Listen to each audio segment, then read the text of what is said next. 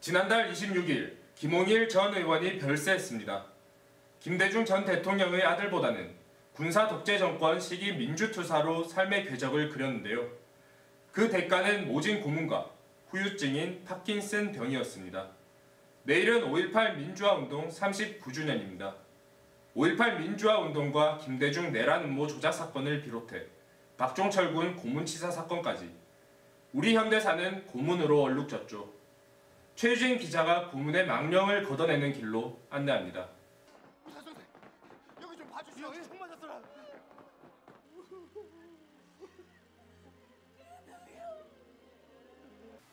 2017년 개봉한 영화 택시운전사.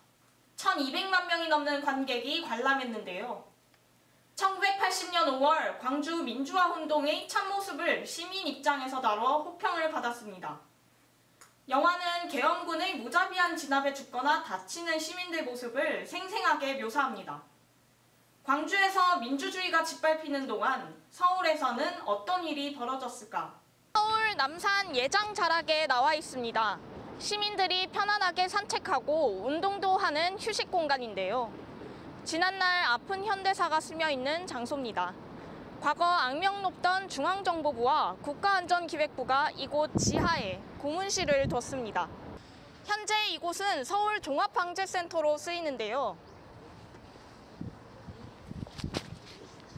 중앙정보부의 6번째 별관이라는 표지판에서 보듯 고문이 자행되던 곳입니다.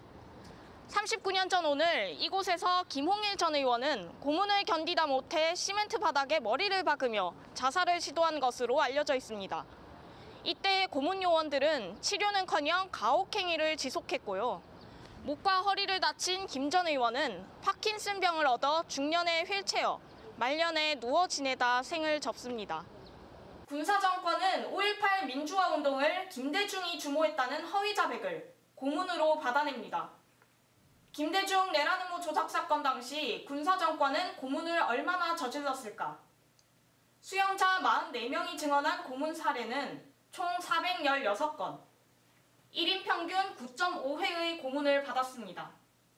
물고문, 매달기, 구타 등 신체적 고문이 258건으로 전체의 62%, 잠 안 재우기, 암실 가두기 등 심리적 고문은 158건으로 38%입니다. 고문받은 이들은 1인 평균 4.3개의 이런저런 후유증을 앓았습니다. 네, 특히 우리 여성들이 구속이 되어서 수사를 받는 과정 중에 엄청난 가혹 수사를 받았고 성고문을 받았고 이런 사건들이 지난번 수사 과정에서 많이 드러나게 됐어요. 그리고 이제 특히 이제 성폭력 문제는 우리들이 강주 항쟁이 끝나고 나서 89년도 광주 청문회 과정에서도 우리 여성들이 이렇게 성폭력을 많이 당했다. 현 정부의 진상조사에 대한 아쉬움도 드러냅니다. 근데 이런 사안들이 저는 이런 5.18 당시의 여성 인권 침해나 성폭력 진상 규명이 덮어질 위험이 있다라고 하는 위기의식을 난 많이 갖고 있고, 첫째는 그리고 본인인 나는 내가 5.18 당사자인데 당사자인 여성을 제척하고 배제하고 피해자를 제외하고 어떻게 진상조사를 한다는 말인가라고 하는 것에 대한 원칙적인 문제 제기를 하고 싶어요. 거기다 직업을 가질 수 없어 가난과 이혼 등 가족 해체라는 피해도 겪었습니다. 상황이 이런데도 5.18 민주화운동에 대한 일부의 인식은 성찰 부족을 드러냅니다.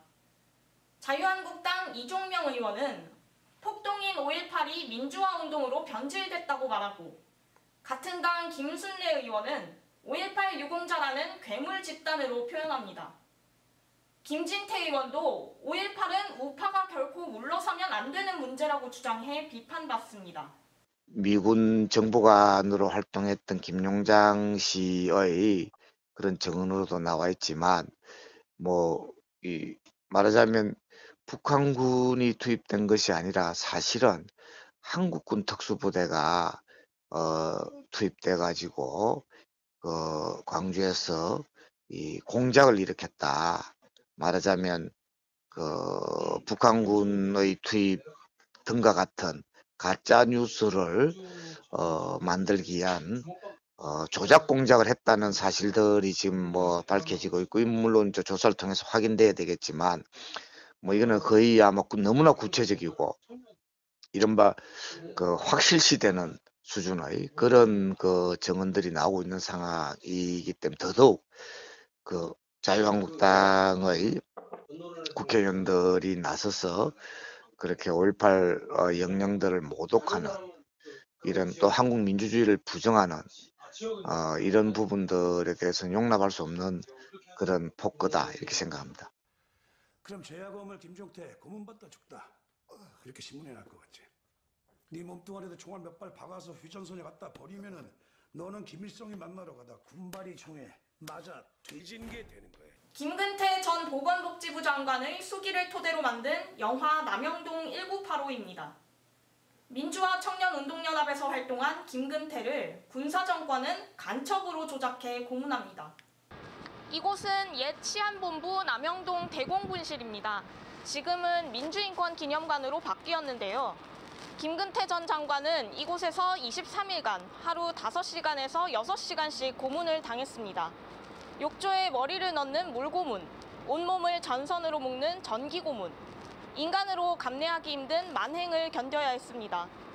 김 전 장관은 잔혹한 고문 후유증으로 파킨슨병을 얻어 평생 후유증으로 고생합니다. 서울대생 박종철 군은 고문을 견디다 못해 끝내 이곳에서 목숨을 잃고 맙니다. 반인권 범죄인 고문을 퇴치하려면 어떻게 해야 할까요? 독일은 아우슈비츠 수용소에 아사의 방과 질식의 방을 보존합니다. 고문의 어두운 역사를 존치시켜 역설적으로 교훈을 얻는 거죠. 홀로코스트 추모비를 세워 희생자들의 넋을 위로합니다. 오랜 군사 독재에 시달렸던 칠레는 2016년 고문 방지법을 제정했습니다. 고문을 자행하거나 방조하면 최대 징역 10년형을 선고받습니다. 민주화 운동이 이뤄낸 성과를 모르는 사람은 없다. 하지만 그 과정에서 국가로부터 고문을 받고 지금까지 후유증의 고통을 겪는 피해자들은 상대적으로 정부와 국민의 관심에서 소외되어 왔다. 결국 고문 흑역사의 뿌리는 일제시대로 거슬러 올라갑니다. 이곳 서대문 역사감옥은 일제가 악랄한 방법으로 독립지사들을 고문하던 장소죠. 독립지사들은 끔찍한 도구에 육체와 정신을 파괴당하며 순국했습니다. 일제의 하수인으로 독립투사를 고문하던 친일경찰은 해방조국에서 독재정권 하수인으로 민주투사를 고문했습니다. 결국 고문국가의 망령에서 벗어나는 길은 우리 사회에 남아있는 친일 잔재를 청산해 진정한 독립국가로 가는 것을 의미합니다. 해방 74년을 맞은 오늘에도 친일 잔재 청산이 중요한 이유입니다. 단비뉴스 최유진입니다.